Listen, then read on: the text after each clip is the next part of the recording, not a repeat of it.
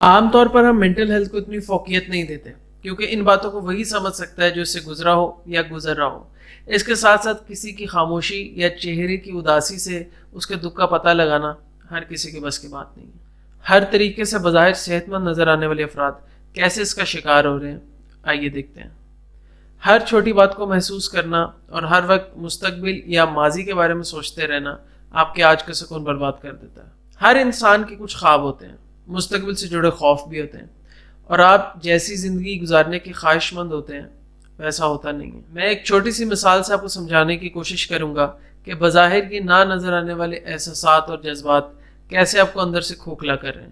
اگر آپ کسی سنسان سڑک پر اکیلے سفر کر رہے ہوں اور آپ کو ایسا محسوس ہو کہ کوئی آپ کا پیچھا کر رہا ہے، تو کچھ ہی لمحوں کے اندر آپ کے دماغ کا حصہ ہائپوتھیلیمس خطرے کی گھنٹی بجاتا ہے، جس سے آپ کے جسم میں کورٹیسول اور ایڈرینلین نامی ہارمونز ریلیز ہوتے ہیں۔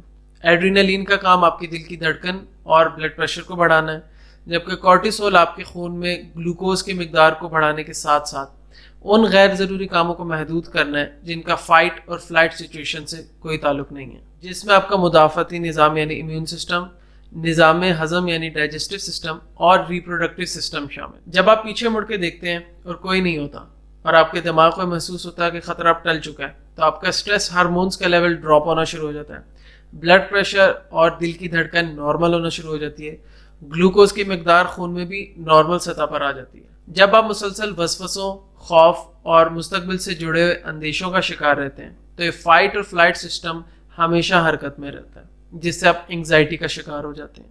ہائی بلڈ پریشر اور خون میں گلوکوز کی مقدار زیادہ رہنے سے آپ ہائپر ٹینشن اور ڈائبٹیز کے پیشنٹ بن جاتے ہیں۔ نظام ہضم یعنی ڈائجسٹو سسٹم کے مکمل طور پر فعال نہ ہونے سے آپ موٹاپے، کمزوری اور معدے کے مسائل کا شکار ہو سکتے ہیں۔ آپ کی یادداشت اور حاضر دماغی بہت حد تک کمزور ہو جاتی ہے۔ اس کے ساتھ ساتھ انسومنیا یعنی نیند کا نہ آنا اور کارڈیک ایشوز بھی شامل ہیں۔ کورٹیسول کے مسلسل اخراج سے ٹیسٹوسٹرون پر براہ راست اثر پڑتا ہے، جس سے آپ کی ازدواجی زندگی پر برے اثرات مرتب ہونے کے ساتھ ساتھ آپ انفرٹیلیٹی کا بھی شکار ہو سکتے ہیں۔ مسائل آپ کے سامنے ہیں، وجہ بھی بتا دی ہے، لیکن اس کا حل کیا ہے؟ اس کے حل کے ساتھ اگلی ویڈیو میں حاضر ہوں گے، تب تک کے لیے خدا حافظ۔